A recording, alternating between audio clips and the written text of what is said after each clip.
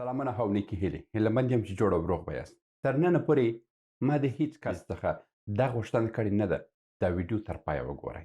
مګر نن تاسو څخه زه هیله لرم چې دا ویډیو تر پایه وګورئ. دا ویډیو د ټول افغانستان د تجارت سرنوشت پورې تړلې ویډیو ده. دغه ویډیو کې زه وایم چې ولې 90 سلنه تجارتونه په افغانستان د بین ځي او سقوط کوي او له منځه ځي. دغه ټولې خبرې نن تاسو ته ټول دلایل باندې وړاندې کوم او یو خبره تاسو ته وکم چې په دې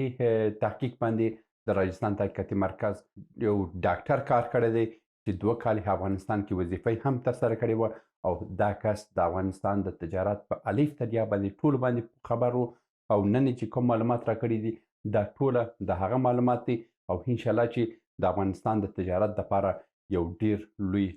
درس به وي. زو درس ته او ټول معلومات به زه تاسو سره شریک. تر هر څه وړاندې یو سوال چې ټول افغانانو ته نامعلومه دی چې ولې په افغانستان کې څوک پانګونه نه کوي، ولې بهرنیان نه راځي په افغانستان کې پانګونه نه کوي، ولې موږ خپل افغانان چې پانګونه هم کوي زړه نازړه دي. دغه خبرې دغه سوال تر اوسه پورې هم هیچا جواب کړی نه دی. نن تاسو ته زه وایم په افغانستان کې لویه ستونزه دا ده چې سیاسي ثبات برابر نه دی. هر ځل سیاسي ستونزې جوړیږي، په هر 10 کاله په هر 15 کاله کې یو جنجال جوړیږي یا حکومتونه راهاوړي یا هلته زموږ سیاسون یو په بل کې سره نښتي دي. نو د لوی حامل په افغانستان کې همدا دی چې موږ سیاسي ثبات نه لرو، که هغه تیر حکومت و که هغه اوسنی حکومت دی موږ سیاسي ثبات نه لرو. دا یو لوی ستونزه د افغانستان د تجارت په وړاندې دا لوی خنډ دی. بله موضوع دا ده چې زیاتره کسان چې تجارت ته زړه نشه کوي په دې زړه نشه کوي چې هره ورځ کې یو کمپنۍ ویني چې سقوط وکړو او خپل ټوله دارایي د لاسه ورکړو او افغانستان کې هم هیڅ داسې یو اداره نشته چې د دوی سره مرسته وکړي او ملاتړ یې وکړي. دا بل دلیل دی چې افغانستان کې زیاتره کسان زړه نشه کوي چې په افغانستان کې تجارت وکړي. بله ستونزه دا ده چې د افغانستان په ټولو وزارتو کې ټولو دولتي ادارو کې د خپل مارکیټ هیڅ معلومات ورسره نشته. د مثال په ډول باندې که تاسو ولاړ شئ د افغانستان سوداګریز وزارت ته ولاړ شئ هلته ووایاست چې زه په فراه ولایت کې په اول ناحیې کې په فلاني سړک کې زه غواړم چې د دغسې دوکان خلاص کړم، نو تاسو راته ووایاست چې په فراه ولایت کې د زما په هغه اطرافو کې کوم بل رقیب شته که نشته، نو هغه به داسې مستقیمه پر تا باندې یو ښه خندا وکړي چې دا موږ بزرګان یو چې زه د فراه ولایت هم درک ولرم. ته باید د افغانستان د ګوټ ګوټه خبر واوسې، ته باید د افغانستان د کلیو بانډو خبر واوسې، ته باید د افغانستان د هر نقطې خبر واوسې چې ستا سره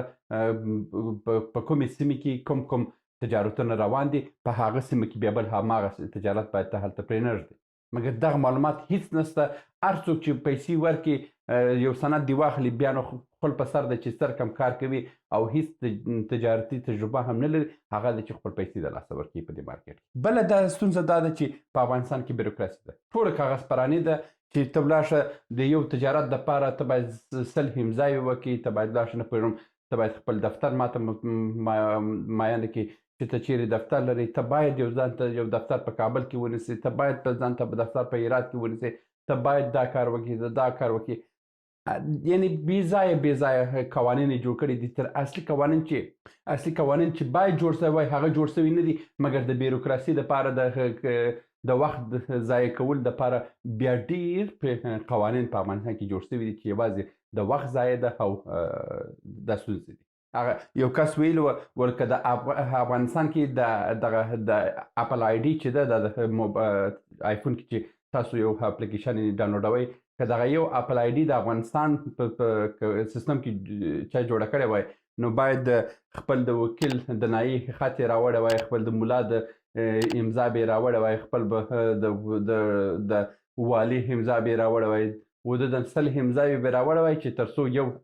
اپل آی ډي به ځان ته اخیستی وای او خپل د کور اسناد به هم راوړی وای چې د یو اپل آی ډي جوړول. مګر نن چې هغه کمپني د امریکایانو په لاس کې ده هغه بیله دی چې که تاسو کوم سند وغواړئ اپل آی ډي جوړه کړه، کار وکړه. دا یو اپل آی ډي که په صحیح ډول باندې تحلیل سي دا اپل آی ډي ډېرې ستونزې هم جوړوي، مګر دوی ستونزه اواره کړې ده. هېڅ چاته دومره ستونزې نه جوړوي چې ته دا کار وکړه دا کار وکړه. بیروکراسي په هېڅ ملک کې نشته لکه دومره چې په افغانستان او پاکستان کې دی. بله خبره دا ده چې ولې په افغانستان کې د سوداګریزې کمپنیانې چې دي سقوط کوي او ولې خپل شتمنۍ د لاسه ورکوي. اصلي ستونزه یې دا ده چې دوی هیڅ مالي پشتیبانه نه لري. د مثال په ډول باندې که په استرالیا کې تاسو یو کمپنۍ جوړه کړئ، که تاسو پوه سوئ چې موږ تاسو د مالي ستونزو سره مخ یاست، د استرالیا د تجارتي اداراتو سره تماس ونیسئ، هغه تاسو ته هماغه لحظه چې څومره پیسې ته ضرورت ولري هغه پیسې تاسو ته درکوي. بې له دې چې تاسو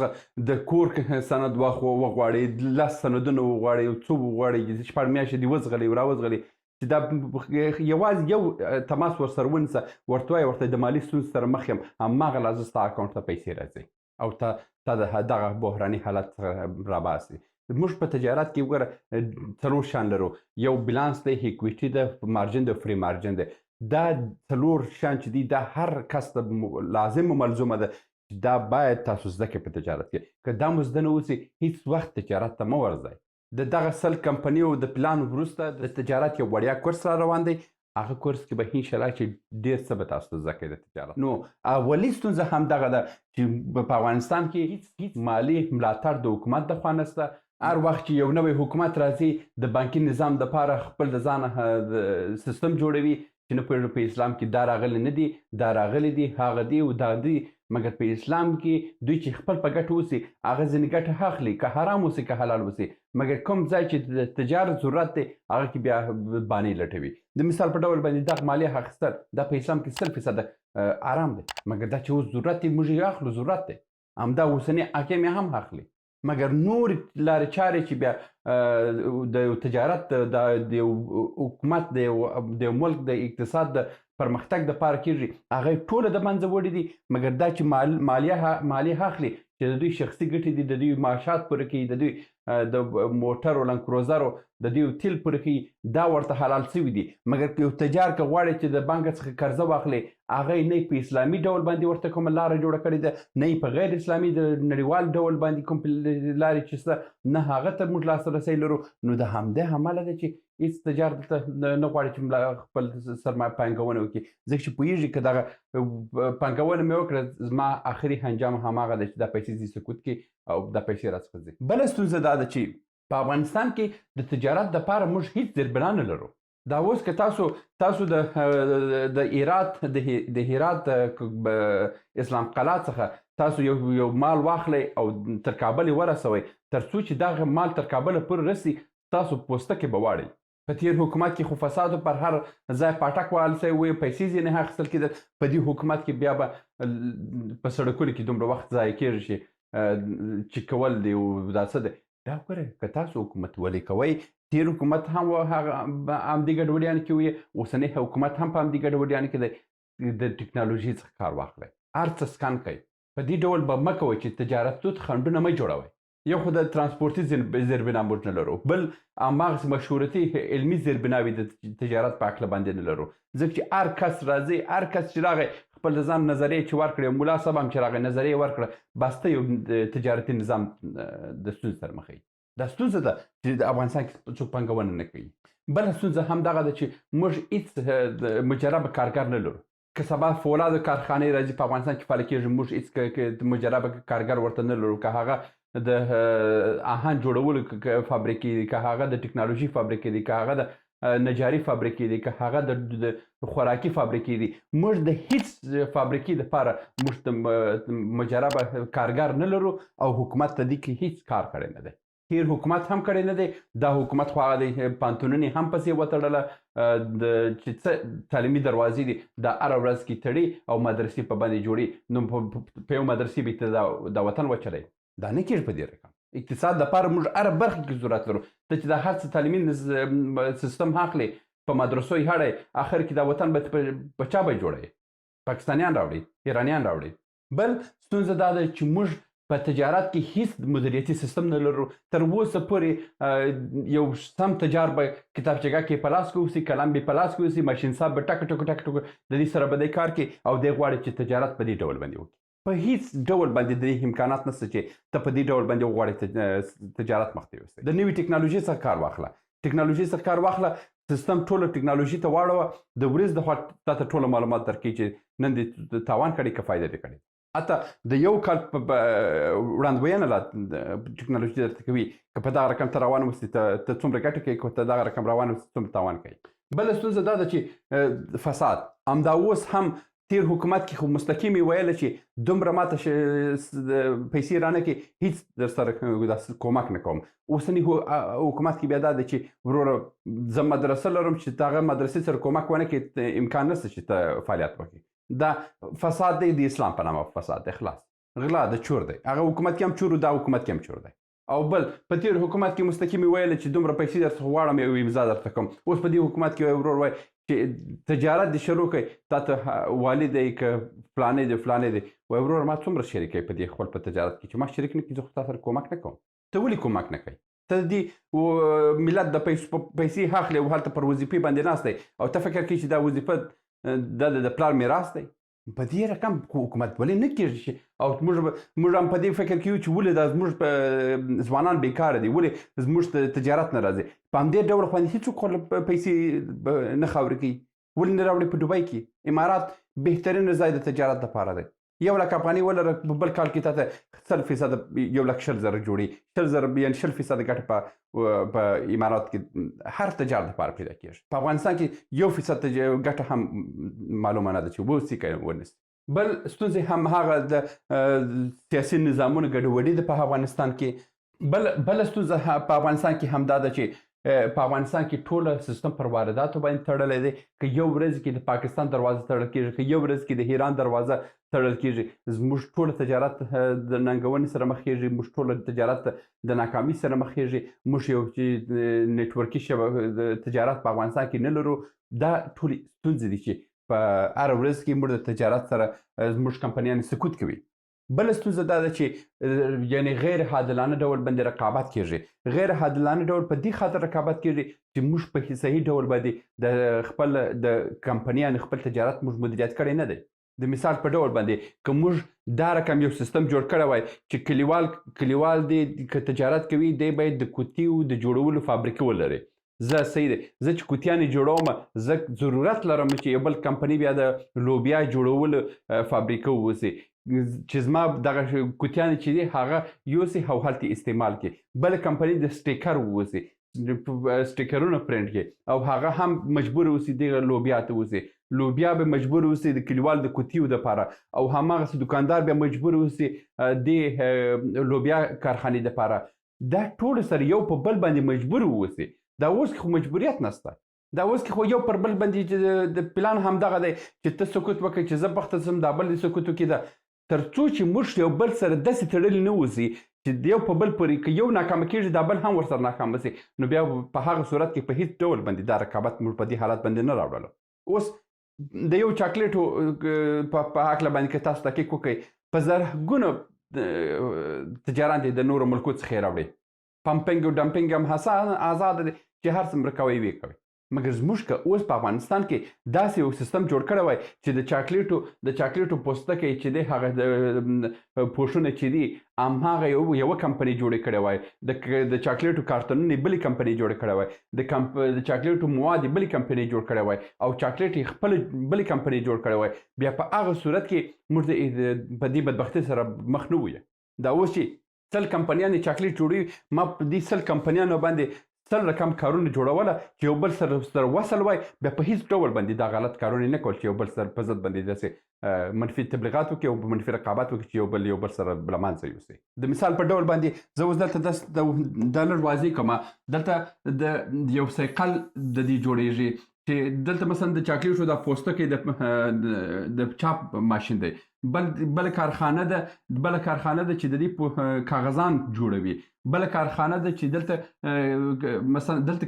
کارتنان جوړوي. بل فابریکه ده چې مثلا مواد جوړوي دغه چاکلیټ دپاره. بل فابریکه ده چې د دوی دپاره د مشورې ورکوي. بل کمپنۍ ده دلته د دې دپاره تبلیغات جوړوي. بل کمپنۍ د دوی دپاره د ترانسپورت مخ ته وړي. بل کمپنۍ د دوی دپاره د امنیتي سیستم مخ ته وړي. دغه ټوله کمپنیانې اوس چې یو پر بل باندې ټوله سره یو پر بل باندې هخته دي یو پر بل باندې رقابت منفي کوي. دا مې یو پر بل باندې داسې تړله که دا یو کمپنۍ د دغه درجې څخه خطا شوی دغه ټول سیستم یې د منځه وړلو. نو په دې حالت کې مجبور دی که یو کمپنی سکوت کې دغه ټول کمپنیان مجبور دي چې دغه برته راپورته کې تر څو دغه سکوت ونه کړي. که دغه یو پوستکي جوړولو فابریکه سکوت وکړو بیا خو چاکلیټ ټوله پروسه د باندې ولاړه. د دې سړي مواد بې فایده سوه، د دې سړي کارتن د دې سړي کارتن جوړول بې فایده سو، د دې سړي خپل چاکلیټ جوړول بې فایده سو. موږ باید په همدې نټورکي ډول باندې مخ ته ولاړ شو. که دا ډول موږ مخ ته ولاړ نه شو او اوس د مثال په ډول باندې چې کوم موږ اوس په دې ډول باندې یو دلته یو چاکلیټ کمپنۍ ده چې د بهر ملک کې راوړي، دا بله کمپنۍ ده، دا بله کمپنۍ، دا بله کمپنۍ، دا بله کمپنۍ ده. دوی خو هر یو کوشش کوي چې د خپل د لارې څخه د یو بل د مخه لرې کړي. دا اوس چې مثلا د کلیوال چاکلیټو فابریکه نه ده، وارداتي شرکت دی، د بل ملک کې راوړي. همداسې د احمد شرکت دی، همداسې د محمود شرکت دی. کلیوال کوشش کوي چې محمود په لغتي وي د لارې هیسته کړي، احمد کوشش کوي کلیوال د لارې څخه هیسته کړي. همدغه رقابتي ډول باندې چې موږ ټول خپل سرمایه د منځه وړو او اصل لامل هم پمپینګ او ډمپینګ په بازار کې دی. دغه په مخکې وروسته تاسو ته وایم. بله ستونزه دا ده چې موږ په مارکیټونو ته لاسرسی نه لرو. د مثال په ډول باندې یو کس یو فابریکه جوړوي، په هرات کې فابریکه جوړوي او دا د چاکلیټو کلچیو فابریکه ده. په همدې ډول باندې دی کولی شي چې هرات مارکیټ ته لاسرسی پیدا کړي، د فراه مارکیټ ته لاسرسی پیدا کړي، مګر دی هیڅ وخت نشي کولی چې د کابل مارکیټ ته لاسرسی پیدا کړي، د بدخشان ته لاسرسی پیدا کړي، د مزار ته لاسرسی پیدا کړي. ځکه ستونزه دا ده چې دوی هلته ترانسپورت نه لري، د دغه توان نه لري چې تر هغه ځای انتقال کړي. موږ باید همدا نیټورکي سیستم جوړ کړو چې یو کمپنی د بل کمپنی سره باید تړلی اوسي، یو بل کمپنی سره په قرضي ډول باندې کار وکړي، یو بل کمپنی سره سپورټ کړي. د مثال په ډول باندې که دا کمپنی ډېرې ښه کلچې لري، یو بل کمپنی بیا راسي د دې نمایندګي په بدخشان کې ځان ته جوړ کړي او بدخشان ته د دې ځای څخه بیا په ترانسپورت کې انتقال کړي. دا سیستم موږ باید جوړ کړو. دا اوس کې چې د مارکیټ ستونزه همدغه ده چې زیاتره کسان چې یو فابریکه په یو ولایت کې جوړوي، د دې ستونزه همدغه ده چې په هغه ولایت کې به د مثال په ډول باندې که زه د غوړو فابریکه په فراه کې جوړوم، د فراه مارکیټ به د ورځې د خوا 2500 کوټې د غوړي ته ضرورت ولري، مګر که زه د ورځې د خوا 15,000 کوټې جوړوم نو بیا خو 250 کوټې خو راته پاته دي. دا 250 کوټې زه څه وکړم؟ دا خو پر ما تاوانېږي. نو که اوس زه بیا دې ته لاسرسی ولرم د کابل مارکیټ ته، کابل مارکیټ غټ دی، د ورځې د خوا 1500 کوټې به راڅخه مصرف شي. په همدې ډول باندې مزار ته، هرات ته، په همدې مارکیټونو ته که زه لاسرسی ولرم بیا زه په هیڅ وخت کې د تاوان سره نه مخېږم. دا ستونزه ده چې موږ مارکیټ ته لاسرسی نه لرو. مارکیټ ډېر مهمه دی. بله ستونزه چې ده په افغانستان کې د کلتوري ستونزې دي، اجتماعي ستونزې دي. دغه څو ورځې مخکې یوې نجلۍ د عایده په نامه ده، عایده په نامه باندې دی په اسپانیا کې په لومړي ځل باندې په یو فیشن شو کې اشتراک وکړو. دا د افغانستان په تاریخ کې لومړی ځل دی چې یو افغانه نجلۍ ځي په یو نړیوال فیشن شو کې افغاني جامو ته بازار موندنه کوي. آفرین زه ورته وایم، دا ښه کار کړی دی. مګر موږ په جامې کې په دې فیسبوک کې دومره ښکنځل، دومره بې حیایي، دومره توهین دې نجلۍ ته وسو چې هر کم افغان وای په ژوند دا کار نه کوله. چې تا ولې د افغانستان جامې وړي په اسپانیا په فیشن شو کې تا شولې دي؟ تا ولې د ازارګي کالي وړي دي تا هلته په داسې کې فیشن شو کې شولې دي؟ ولې؟ یعنی د افغانستان هر ځوان چې یو بل کس د کار زمینه پیدا کړي زه ورته آفرین ورکوم، که هر یو اوسئ. دا که وره د اسپانیا په فیشن شو کې ځي، موږ باید د هر مارکیټ په تقاضا باندې کار وکړو. د هر مارکیټ په تقاضا باندې که موږ کار وکړو موږ کولی شو پرمختګ وکړو. که موږ د مارکیټ تقاضا پوره نه کړه موږ په ژوند پرمختګ نشو کولی. د مثال په ډول باندې په اسپانیا کې مارکیټ څه غواړي؟ په اسپانیا کې همدغسې یو ټي شرټک غواړي، دغه شاوخوا یې روغ کړی اوس خلاص دا ټي شرټک دی او دا که لستوڼي لري کې نه لري، بعضې لستوڼي نه لري، بعضې لستوڼي لري. موږ باید د فرانسې د اسپانیا او د اروپا په مارکیټ په خواهش باندې موږ باید هغه رقم جامې پوره جوړ کړو. ته پیسې پیدا کړه. زموږ ستونزه همدغه ده چې په هر شي کې موږ باید خپل کلتور، یعنی ته وایې چې د اسپانیویان او فرانسویان دي زما په کلتور باندې زما لونګي و، زما جامه و، زما کورتي دي واغوندي، په ژوند یې نه اغوندي، ضرورت نه لري. هغه په فرانسې کې دا ستونزه ده په ټوله دنیا کې. دغه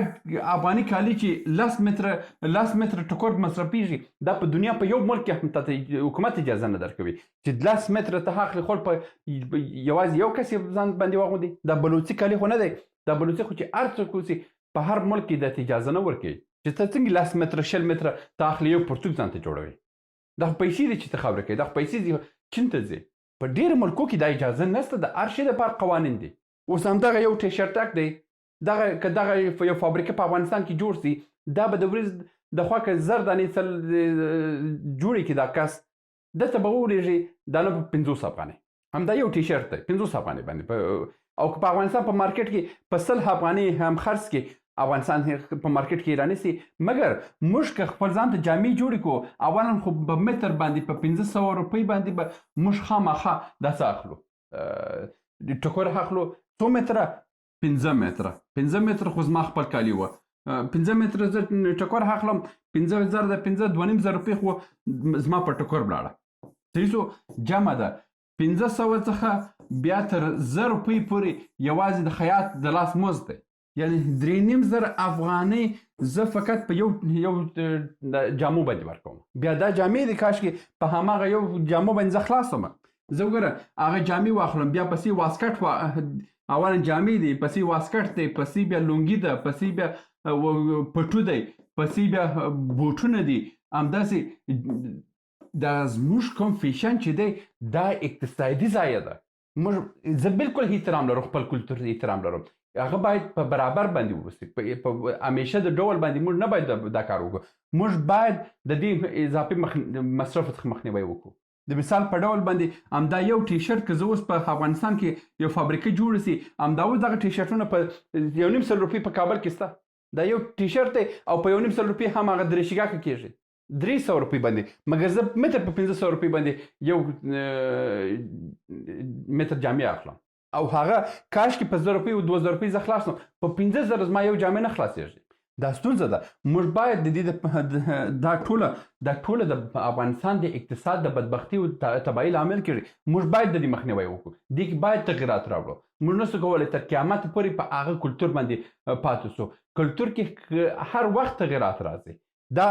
په ډېرو ملکو کې اقتصاد پوهان په دې باندې کار کوي تر څو د کلتور چې کوم ضایعات راځي په کوم مصارف راځي د هغه څخه باید مخنیوی وشي. او زموږ په تجارت کې خو یو خو زموږ اقتصاد خراب کړی دی، بل بیا زموږ دغه کلتور او حنانات چې دي د ټولو تجارتونو مخنیوی کړی دی. د مثال په ډول باندې وایم همدغه هنجلۍ چې اوس په اسپانیا کې تللې وه هلته فیشن شو ته تللې وه د افغانستان جامو دپاره بازار موندنې کولې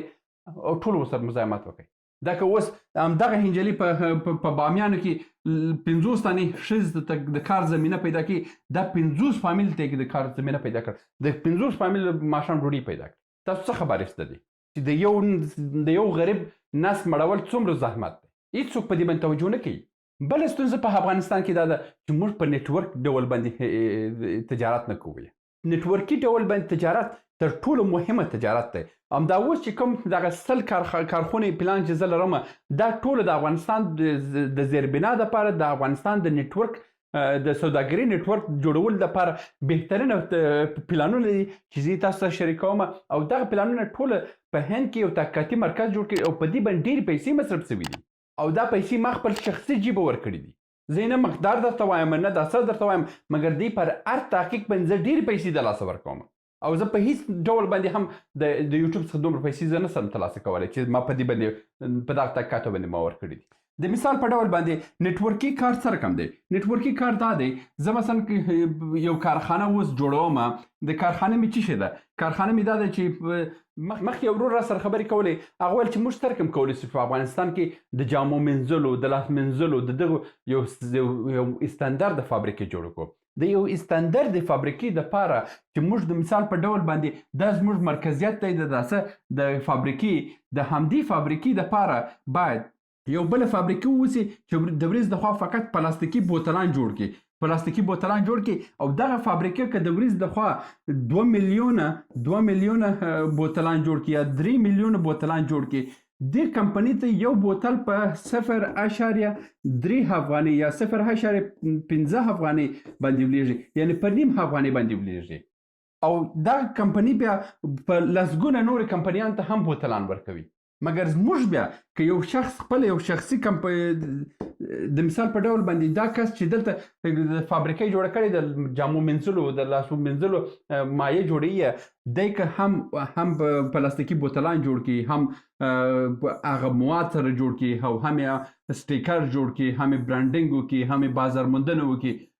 د دې دپاره لږ تر لږه په کار ده $10 میلیون 10 میلیون ډالر په کار ده چې د یو استاندارد فابریکې جوړه کړي او که اوس که همدې 10 میلیون ډالر دپاره ته په کار دی که ته دغه یو د لاس مینځلو یو استاندارد فابریکې جوړه کړي چې پوډر او د لوښو د مینځلو مایع جوړه کړي دغه ټوله پکښې کې ووځي د دغه استاندارد فابریکې دپاره 10 میلیون ځکه په کار دي چې ته وسې کړی د بهرني کمپنیانو د ډمپینګ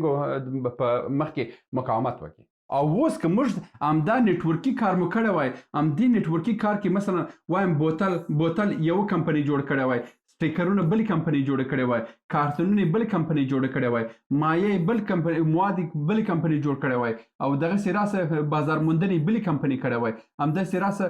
د ترانسپورت بل کمپنۍ کړی وای او د بازار تحقیق بل کمپنۍ کړی وای ته فقط او فقط یو ماشین جوړ کړی وای چې د دې مواد سره هغې سره د اوبو سره د یو ځای کړی وای او د دې بوتل د دې کمپنۍ په دې بوتل کې د هغه اچولو سټیکر د دې کمپنۍ څخه راتلو د سټیکر وهلو کارتن د دې کمپنۍ راتلو په دې کارتن کې د کولو او همداسې د ترانسپورت کمپنۍ دلته وه د بیا هغه استلو په دې صورت کې ته کولی شي چې د بهرني کمپنیانو سره هم ته ډغره ووایي او ډمپینګ او پمپینګ کې ته هېڅ ستونزمن ناست دی او که اوس د مثال په ډول باندې موږ یو نفر یو کمپنۍ جوړوي موږ په هیڅ ډول باندې د بهرني کمپنیانو د رقابت سره موږ داسې نشو کولی سینه نشو سپارولی ګوره الکوزی نه یادوم سوپرکولا او پامیرکولا چې پرمختګ وکړو هغه په دې خاطر پرمختګ وکړو چې د 3 کلو دپاره کې تر 10 کلو پورې 10 کلونو پورې د ایران ټول نشابجات بند کړه زمزم نشابه وګوره زمزم نشابه په هغه وخت کې د افغانستان مارکیټ ټولو خوړلی وی مګر هغه د 10 کلو دپاره د دوی پر وارداتو باندې بند سوه او 100% مالیه پر باندې اضافه سوه 100% مالیه پر اضافه سوه تر څو سوپرکولا په پښو ودرېدل پامیرکولا په پښو ودرېدل زلال مافک په پښو ودرېدو همدغه 3 کمپنیان موږ په پښو ودرولې همدا اوس د هرات څه کوي چې د افغانستان نیم اقتصاد هم دغه 3 کمپنیانې جوړوي همدغه 3 کمپنیانې اوس د فرانسې امریکا او دې مملکتونو ته واردات لري صادرات لري که زه په طور د مثال یو کس راته بښنه وکړه که ته حاکم وای هغه 6 میلیارډ ډالر سره دې څه کول ما ویل 6 میلیارډ چې بیا 9 میلیارډ سوي دي اوس ما ویل هغه 6 میلیارډ مې هاخیستله 1 میلیارډ ډالر مې پر سوپرکولا باندې مصرفوله او هغه مې د هند مارکیټ ته رسولو 1 میلیارډ ډالر مې په پامیرکولا باندې مصرفولو او هغه مې د اندونیزیا مارکیټ ته رسولو 1 میلیارډ ډالر مې مصرفولو او په زلال مافک باندې او هغه مې د روس مارکیټ ته رسولو همداسې یو بل کمپنۍ پیدا کوله د اروپا مارکیټ ته مې رسول لکه څنګه چې امریکایي کمپنیانو خپل کمپنیانې په ټوله دنیا کې خپاره کړه موږ هم کولی شو چې دا کار وکړو مثلا کوکا کولا او پیپسي او کې اف سي او ماکډونالډ دغه ټول کمپنیان چې د امریکایي کمپنی دي مګر د امریکا حکومت د دوی سره مرسته وکړه چې ټول دنیا کې دوی خپاره کړه که اوس هم هغه 6 میلیارډ ډالر موږ سره وای موږ په دې نیټورکي کار کې خپل کمپنیان ته سپورټ ورکړی وای چې دوی تللی وای پانګونې کړې په بهر ملکو کې اوس چې هغه 9 میلیارډ چې د امریکا په سود باندې و موږ په دې تجارت کې هماغه اوس په 60 میلیارډ ډالر باندې هړول په یقین سره وایم او یا هم داسې کار مو کړی چې هماغه 6 میلیارډ ډالر 3 میلیارډ ډالر په همدې کمپنیانو کې چې د چین او اندونیزیا او د روسو د هند او د اندونیزیا او د روسي مارکیټ دا مو ترلاسه نیولی وای ځکه چې د اندونیزیا مارکیټ موږ دپاره څومره مهمه دی د اندونیزیا مارکیټ موږ دپاره دا مهمه دی چې موږ کولی شو چې د استرالیا مارکیټ ته هم ځان ژر ورسوو د اروپا مارکیټ ته هم ځان ژر ورسوو د افریقا مارکیټ ته هم ځان ژر ورسوو د هند مارکیټ موږ دپاره څومره ګټه ده د هند مارکیټ ځکه ګټه ده چې په هند کې د دنیا لوړ نفوس پروت دی اوس چین دوم سوی دی او هند اول دی موږ کولی شو چې یوازې د هند مارکیټ که موږ کور کړو هر کال کې موږ به میلیارډونه ډالر ګټه راوړی وای افغانستان ته همداسې د روسي مارکیټ کې موږ نیولی وای د روسي مارکیټ کې موږ نیولی وای دغه زیاتره هغه شمالي هیوادونه چې همسایګان چې دي دغه ټول د روسي تر کنټرول لاندې وه د هغه څخه هم موږ ګټه ترلاسه کوله او په چین کې بیا موږ نشو کولی رقابت کول چین باندې وخت ضایع کولو چې د ځانه پوره دی هغه موږ نشو کولی، مګر د نور مارکیټونو ته موږ کولی شو چې هم سوپر کولا ورسو، هم پامیر کولا ورسو، هم زلال مافک ورسو. یوازې د دوی انرژیو باندې پانګونه مو کړې وای، موږ د افغانستان دپاره ډېر غټې پیسې راوړلې. دا یوه خبره ده. او بل هغه 3 میلیارډ نور هم چې پاته وه، هغه مې هم دغسې لکه میرویس حاجي غوندې کسان مې پیدا کوله چې د دوبۍ په مارکیټ کې یوازې د کور جوړولو کار یې مخته وړی وای. د کور جوړولو صنعت په ټوله دنیا کې لوړترین صنعت دی، که هغه په اروپا کې دی. مګر نن سبا دوه ملکونه چې ډیر ښه عاید پیدا کوي، یو استرالیا مارکیټ دی، بل د اماراتو مارکیټ دی، بیا بالخصوص په دوبۍ کې. که تاسو هر یو پانګونه وکړئ، د حکومت هغه 3 میلیارډ ډالر پانګونه کړې وای، اوس به تاسو 10 میلیارډ ډالر جوړوله، 3 میلیارډ به 10 میلیارډ جوړوله. دا اوس موږ د مجبوریت د لاسه مو یوړه د بانک د امریکا بانک ته په سود ورکړه. که هماغه پیسې موږ سره وای، هغه به دغه لاشخورانو او دغه فساد پیشګانو ګډه به جوړول خوړلي. بله خبره دا ده چې په افغانستان کې ستونزه همدا ده چې یو کمپنۍ خپل هغه تجربه د بلې کمپنۍ سره نه شریکوي. ځکه نه شریکوي چې موږ لاین بیس تجارت باندې موږ اوس روان یو. لاین بیس تجارت باندې ذکر روان یو چې یو کمپنۍ چې روانه ده، بل کمپنۍ غواړي چې د بل نه یوسي. همدا لاین بیس تجارت چې دی دا ډېر خطرناکه دی. اوس که موږ د همدې ډول سرکل دایروي تجارت موږ دله وای چې یو بل سره تړلی وای، بیا په هغه صورت کې همدې کمپنیانو یو د بل سره کومک یې کوله تر څو یو خپل معلومات د بل سره شریک کړي، او چې مثلا یو ځای کې یو ستونزه پیدا کړې، یو په بل یعنې په شراکت یې دا ستونزه حلول. ځکه چې یو کس هم یو فابریکه هم د دې خط څخه خطا شوی وای، ټول ته صدمه رسوله. نو دغه خبره ده. اوس په لاین بیس باندې روان یو. لاین بیس چې دی ډېر خطرناکه تجارت دی. افغانستان همدا اوس موږ باید په دایروي شکل باندې ځان واړوي. بله خبره دا ده چې موږ یو منطق نه لرو. په افغانستان کې تر اوسه پورې تجارتي منطق جوړ شوی نه دی. یعنې هیڅ کمپنۍ خپل د ستونزې دلایل نه لري چې زه په څه شي کې ګیر یم. لکه یو انسان چې مثلا زه ناروغ یم، زه باید ډاکټر ته ولاړ شم، ډاکټر باید زما ټول معاینات وکړي تر څو زه وسم کړی خپل مشکل پیدا کړم. همدغه ډول باندې هیڅ کمپنۍ نشي کولی چې خپل هیک پیدا کړي. د دې لپاره یو ټیکنیکل آډیټ پکار دی، یعنی یو تخنیکي تفتیش پکار دی تر څو د دې ستونزه پیدا شي. د دې لپاره موږ د آډیټ وایم، د تفتیش، تخنیکي تفتیش او مالی تفتیش، د دغه لپاره په افغانستان کې یو ښه قوي کمپنۍ نه لرو چې موږ اوس وکړی بعضې کمپنیانې تفتیش کو او د دوی مالي ستونزې را برسېره کو، ورته ووایي چې دغه ستونزې لري، دغه ځای کې فساد شوی دی، په دې ځای کې سالنګاري شوي، په دغه ځای کې باید د دې فرصت څخه کار اخیستلی دی. دغه ټوله د کوم معلومات چې د دوی سره شته او د دې معلوماتو پر اساس باندې دغه تفتیش ادارې ورسره کومک کوي او د دې عملي زیان را پیدا کوي. او تر ټولو مهمه دا ده چې کله هم ناروغي پیدا شوه، د هغه نه وروسته موږ دپاره تجارتي منطق پیدا کېږي. تجارتي منطق چې پیدا شو، بیا موږ کولی شو د هغه منطق په اساس باندې دلایل د خلکو سره ووایو، د حکومت سره یې ووایو، د بهرني کمپنیانو سره یې دلایل ووایو. همدا اوس چې هر کوم بهرني کمپنۍ دپاره موږ سره ولاړ شو، ورته ووایو چې موږ تاسو سره کار کوو، موږ یو ستر اقتصادي منطق ورسره نه لرو. نه همدغه ده چې هېڅ بهرني کمپنۍ موږ سره همکاري نه کوي. بله ستونزه همهغه د منابعو ستونزه مې درته یاده کړه. د مثال په ډول باندې همدا اوس په کندهار کې یو د درملو فابریکه ده. دوی یوازې بوتل د پاکستان څخه د شیشه‌ایي بوتل د پاکستان څخه راوړي، دا سرونه د بوتل د پاکستان څخه راوړي، کارتونونه د پاکستان څخه راوړي، او بعضې لیبلونه د چین څخه راوړي. دا هغه شیان دي چې موږ د یو ملک اقتصادي بنسټ جوړوي. دغه 100 کارخانې د 100 کارخانو پلان چې همدغه دی. تاسو ته په یوټیوب کې تاسو ولاړ شئ، کلیوال پښتو کې، او پلی لیست ولاړ شئ، د 100 کارخانو دا څه وګورئ، پلان وګورئ. اولي کارخانه د برق ده چې برق څنګه موږ د زغال څنګه څخه جوړو، او بل پلان دا دی چې موږ د قوتیانو جوړول، قوتي جوړول د یو مملکت د اقتصاد بنیاد جوړوي. همدا اوس موږ د شیشو کارخانه باید جوړه کړو. راتلونکي پلان کې د شیشو کارخانې په هکله باندې تاسو ته وایم چې څومره مصرف لري او څه رقم باید جوړ. همداسې د کارتن جوړولو موږ دغه پاکینګ دپاره نه دی، د بسته‌بندي دپاره. د بسته‌بندي دپاره تر اوسه پورې د اقتصاد وزارت سره دغومره هم علمیت نشته چې په نړۍ کې څومره پاکیجونه شته، یعنې د بسته‌بندي څومره سیستمونه شته. اقتصاد وزارت، تجارت وزارت، د هیڅ وزارت سره دا معلومات نشته چې موږ په نړۍ کې څومره بسته‌بندي سیستمونه لرو. دا ستونزه ده. او بل ستونزه دا ده چې دغه زیاتره کمپنیانې په ما درته وویلو چې دوی ټول په لاین بیس باندې دی په همدې ډول باندې حرکت کوي. یو بهرنۍ ټیله چې په دوی باندې راغله دغه ټوله د بین ځي. بهرنۍ ټیله که هغه دا دی چې مثلا د پاکستان او د پاکستان څخه موږ بوتلان راوړو د درملو جوړولو فابریکې دپاره، همدا د پاکستان دروازه چې بنده سوه موږ درملو فابریکه بنده ده. همداسې د ایران څخه موږ مواد راوړو دا بند شو مکمله د هغه زموږ سیستم د ټوله تجارتي سیستم د بند تللی. موږ باید د هم بهرنۍ صدماتو په وړاندې باید ځان ته پلانونه جوړ کړو چې څه رقم کولی شو همدغه بهرنۍ صدمات مخنیوی وکړو، چې هغه موږ باید اول کې خپل د نور همسایګانو سره مرزونه فعال کړو او یو بل هیواد سره مجبور کړو چې پاکستان باید دې ته مجبور کړو که یو ورځ کې ته پر ما باندې کراچي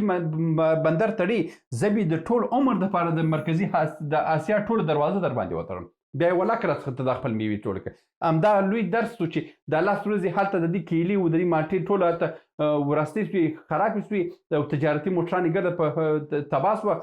دا د پاکستان دپاره لوی داسې دی. خو ستونزه دا ده چې په پاکستان کې هلته حکومت د خپل د ملت حکومت نه دی، هلته دوی په کیسه کې هم نه دی. که یو صحیح حکومت وای همدا د لاس ورځو د سوداګرۍ زیان احساس کړی وای په ژوند دا کار یې نه کولو. بل ستونزه د افغانستان په تجارت کې دا ده چې پمپنګ او ډمپنګ ډیر خطرناک سیستم دی د افغانستان نه، چې د ټولو دنیا په تجارتي سیستم کې پمپنګ او ډمپنګ ډیر خطرناک دی. هغه ستونزه همدغه ده چې موږ بازار ته آزاد بازار ایښی دی او هر څومره چې څوک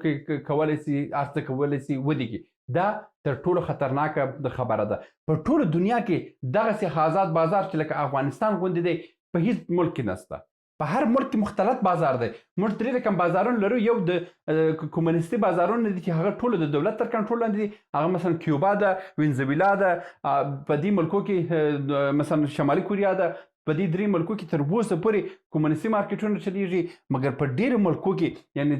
د دنیا 90 سلنه ملکونه چې تاسو ته یاد کوم په دې کې ټولو مختلط دی. هم د بازار کنټرول د حکومت په لاس کې دی او حکومت هم خپل مداخله لري. د مثال په ډول باندې لکه په مخابراتي سکتور کې چې موږ مداخله لرو، د سلام مخابراتي شرکت دولتي شرکت دی او همدغه هم د احمد سنگین د برکت و چې موږ د یو دولتي شرکت لرو چې په مارکیټ کې مداخله وکړو. موږ به په همدې ډول باندې په ټولو برخو کې داسې ولرو چې د دولت یو برخه وسي چې موږ د پمپنګ او ډمپنګ مخنیوی وکړو او بل دا دی چې د بازار کنټرول ولرو. که یو څوک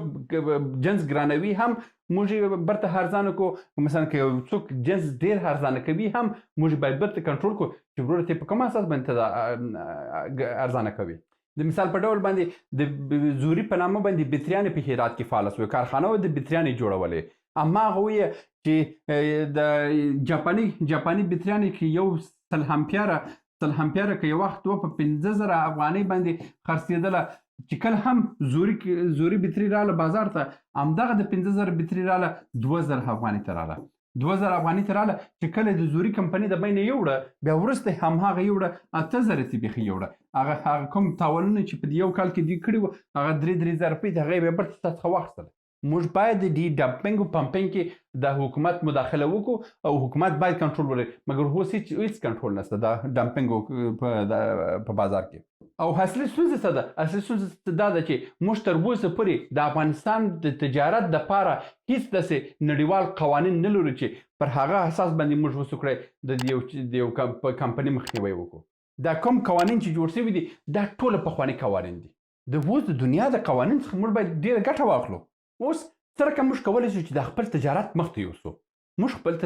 تجارتونه چې مخته یوسو باید حکومت یو څه نوښتونه را پیدا کړي. حکومتونه که نوښتونه پیدا نه کړي هغه په هیڅ ډول باندې موږ نشو کولی خپل تجارتونه داسې کړو. د مثال په ډول باندې دا نوښت باید را پیدا کړي چې کله هم یو کمپنۍ مخ په ډوبېدو ده هغه سره باید مرسته وشي او هغه د مالي کومک وشي او هغه باید راپورته شي. او بل خبره دا ده چې دا اوس یو کمپنۍ مثلا 15 لکه افغانۍ سرمایه گذاري کړې ده، د هغه 15 لکه پانګونې په خاطر باندې هر کال باید 50,000 افغانۍ د مالیه ورته ورکړي او د دولت دا معلومات نه لري که دغه کس مثلا د مثال په ډول باندې 6 کال شل کال که دا سیستم په دې رقم په فایدې کې روانو زه 50,000 اجازه لري دولت چې واخلي مګر یو کمپنی ده چې په تاوان روانه ده په تاوان روان ده ته په کوم اساس باندې ته دې څخه مالیه اخلي څه موده مخکې یو ملا ماته زنګ والی دی چې ستا په نامه باندې شرکت دی ته باید دومره پیسې راکړي او که نه بیا موږ وایو چې څه رقم ته څخه واخلو او دا شرکت ما په 2018 کال کې ما لغوه کړی دی 2013 کال کې لغوه کړی اوس 2024 کال دی هغه د 6 کالې پوره سه که 7 کالې پوره سوه تر اوسه پورې یو شرکت ما لغوه کړی دی مالیه مې ورکړي دي هر څه مې ورکړي تر اوسه پورې زه د هماغه شرکت په بلا کې پاته یم څوک راځي په داسې ملک کې پانګونه کوي زما وایم 6 کاله مخکې مالیې ځینې تحویل کړې ده خپل به داسې مې ورته ورکړې چې یاره زه نور د دې شرکت کې زه نه یم خپل منفقي مې ورکړې دی شاپور وزیري په دې جریان باندې خبر دی مګر بیا هم بار بار راته زنګونه ورکېږي چې راوړم مالیه راوړم د کوم ځای راوړم درته په کوم اساس یې درته راوړم نو دغه دی چې زیاتره کمپنیان تر پزې سوي دي هیڅ افغان نسي که غواړي چې تجارت وکړي کاغذ پراني ده د مثال په ډول باندې که ته راسې د اروپا تجارتي سیستم وګورئ د سنګاپور تجارتي سیستم وګورئ د سنګاپور کې وګوره ته کولی شي په یوه ورځ کې خپل ځان ته کمپني فعاله کړي آنلاین ډول باندې ټول ثبت نام وکړه ټول کارونه دي په آنلاین ډول باندې خپل دفتر فعاله کړه خپل جواز واخله هر څه خلاصو د مثال په ډول باندې چې دغه یو کال دپاره تا خپل کار کړی دی یو کال دپاره چې خپل ټول مالیات هر څه خلاص کړي دغه ټول کارونه په آنلاین کېږي په سنګاپور کې دغه ټول کارونه آنلاین کېږي ته به خپل په دفتر کې ناست خپل مالیه هم خلاصه کړه خپل ټول د دولتي کوم ستونزې چې دي هغه ټول حل کړه او کمپنۍ دې برته لغوه کړه او خپل بکس واخله ورځه د میدان هوایي څخه ووځه ورځه چې بل هر ملک ته ځي ولاړ موږ خو هم یو کمپنۍ چې په افغانستان کې جوړېږي په اوله ورځ کې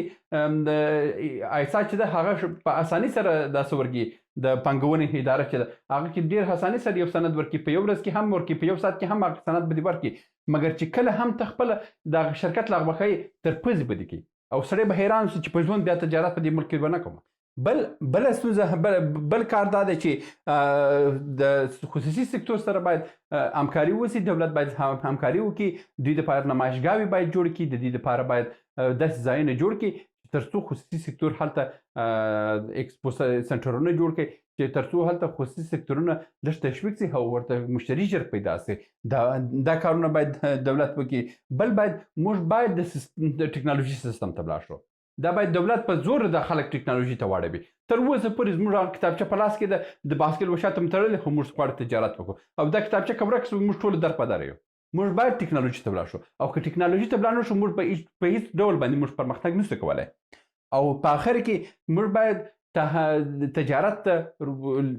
تجارتونو سره مرسته وکړو د مثال په ډول باندې که یو کمپنۍ ده یو طرحه لري د هغه طرحې د مثال په ډول زه تاسو ته وایم چې زه دغه طرحه لرم دغه کمپنۍ جوړوم دا شان زه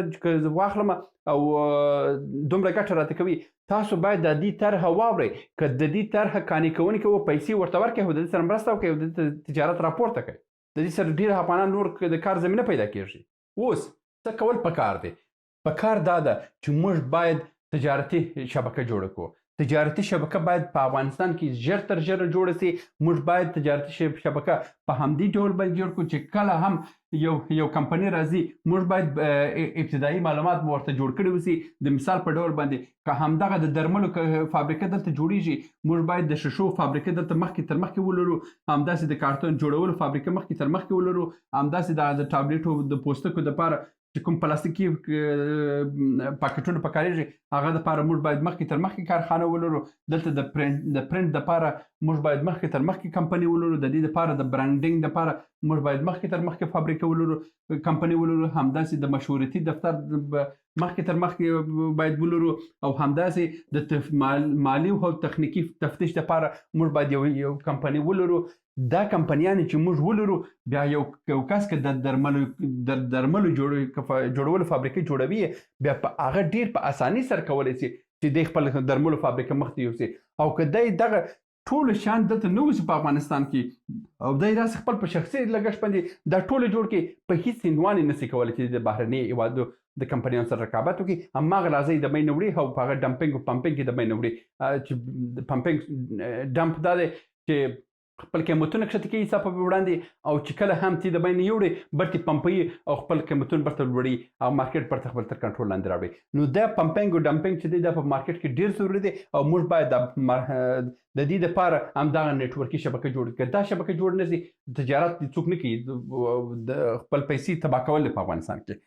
بل ستونزه دا ده چې موږ باید په جوائنټ وینچر ډول باندې کارونه مخ ته یوسو زیاتره کسان چې دی په افغانستان کې زه وینم دوی وایي چې زه دومره پیسې لرم څومره پیسې لري $1 ملیون لرم $1 ملیون لرم زه غواړم چې پانګونه وکړم او سړی په $1 ملیون باندې ته ولې دا پانګونه کوي وایي زه د صفر څخه شروع کوم خو په تنهایي شروع کوم ځکه چې د ټیمي دغه د ټیم دا څه موږ سره نشته په افغانستان کې زیاتره ستونزه همدغه ده چې د مثال په ډول یو کس راته ویلو چې زه $1 ملیون لرم زه غواړم چې یو کمپنۍ جوړه کړم یو کمپنۍ جوړوم ښه یو کمپنۍ چې ته جوړوې په $1 ملیون باندې ته د دې سره ډېرې ستونزې سره مخ کېږي ته حد اقل که یو سمې په یو ستندرد کمپنۍ غواړې جوړه کړې ته باید $5 ملیون تر $10 ملیون باید ته ولرې تر څو په یو ستندرد فابریکه جوړه سي نو نه دی وایي چې زه دا $1 ملیون جوړوم زه د کمه څخه شروع کوم خو زه باید شروع کوم په همدې ستونزه ده چې ته اوس یو څو شرکان سره یو ځای سي یو $5 ملیون جوړ کړې په ډېر استاندارد ډول باندې تاسو یو فابریکه جوړولی سي او هغه فابریکه به تاسو کولی شئ چې پرمختګ هم وکړئ او بهرني کمپنیانو سره هم رقابت وکړئ د پمپینګ او ډمپینګ مخه هم ونیسئ بیا هغه صورت کې تاسو کولی شئ مارکیټ ته ولاړ شئ نو چې ته اوس غواړې چې په تنهایي سره ولاړ شئ تنهایي کې ته سکوت کوي او دا پیسې تا څخه ځي جوائنټ وینچر سیستم په افغانستان کې فعال کړئ او هر کمپنۍ چې ده باید په شراکت ډول باندې جوړه سي بل هماغه د منابعو د شیرولو سیستم باید موږ جوړ کړو په همدې ډول سیستم کې جوړ نه سي اوس چې مارکیټ په دې ډول باندې دی لایني ډول باندې په لایني ډول باندې موږ تر خطر لاندې یو موږ باید د ادارې ته ولاړ شو که دا ولاړ نه شو مخ پر تباهي دی او دا آینده خرابېږي او په آخر کې موږ باید کورسونه دایر کړو همدغه کورسونه ګوره د تجارت یو کورس در روانه دی ګوره د تجارت یو کورس در روان دی په اطمینان سره درته وایم که تاسو 2 کال MBA درسونه هر یو ویلو سي همدا کورس بیا تاسو ووایئ که ستاسو تر MBA دا بهتره کورس نه و بیا هر څه راته ووایه د تجارت کورس در روان دی بهتره تر MBA زه تاته لیکچر درکوم او په وړیا ډول یې درکوم خو دا دی چې ته دا کورسونه تعقیب کړه هر هغه کس چې تجارت غواړي وکړي دا کورسونه باید تعقیب کړي چې دا کورسونه تعقیب نه کړي دی په ژوند باندې خپل ځان یو ځای نشي رسولی په ټیک ټاک په لایفو کې مه کښېنه په همدې ډول باندې خپل وخت مه ضایع کړو کورسونه ووایه پر ژوند جوړ کړه دا کورسونه در روان دي او موږ باید همدا کورسونه او دا سیمینارونه همدا ټرنینګ باید موږ جوړ کړو تر څو د کوم ځای کې چې کوم بعضې کمپنیانې چې دي کوم خلاوې چې لري هماغه خلاوې خو چې خپله په تنهایي سره د همدې شرکتونو د همدې آموزشي د همدې تعلیمي ادارو د طریقه خپل ستونزې حل کړي او په آخر کې یوازینۍ غوښتنه همدا ده چې ژر تر ژره باید د ټوله د افغانستان تجارتي سیستم دپاره یو ټکنیکل تفتیش وسي چې د افغانستان په تجارت کې کومې ستونزې شته دا باید یو نړیواله کمپنۍ راوغوښتل سي او وزارت تجارت وزارت اقتصاد دا باید ښه تفتیش کړي تر څو وڅې کړي د دې ستونزې پیدا کړي د افغانستان دغه ناروغه سیستم چې دی دا باید اول کې موږ معلومه کړو چې دا ناروغي پر کوم ځای ده د هغه چې پیدا سو بیا موږ کولی شو چې خپل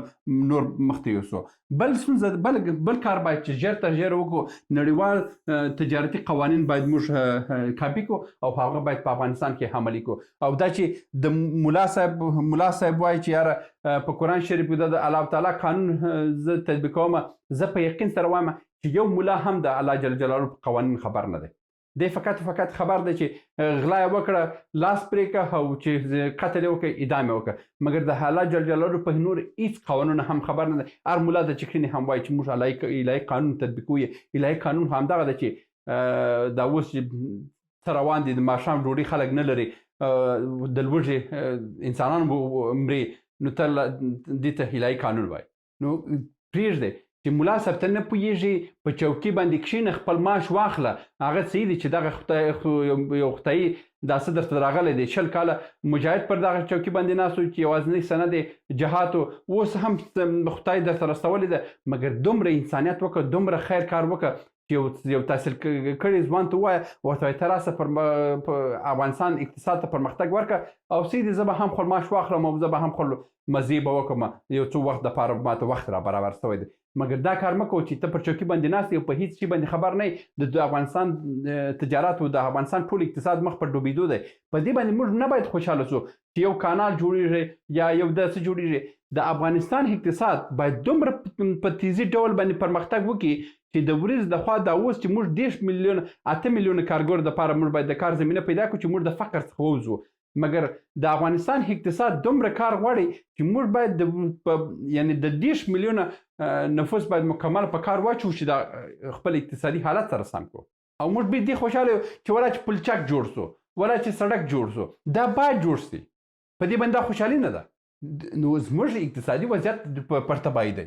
بل خبره دا ده چې دغه د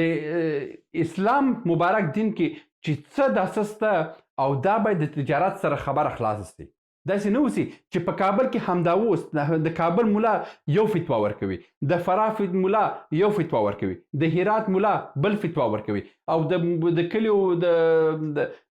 بانډو مولا هغه به بل فتوا ورکوي تر اوسه پورې یو تجار په دغه کې حیرانه دی چې وروره زه څه وکړم کومه اسلامي لاره ده چې زه په هغه لاره باندې زه ولاړ شم چې نه مې آخرت خراب سي نه مې حضرت خراب سي اوس خو هم آخرت خراب دی هم حضرت خراب دی ځکه چې په هر هفته کې مولا صاحب خپل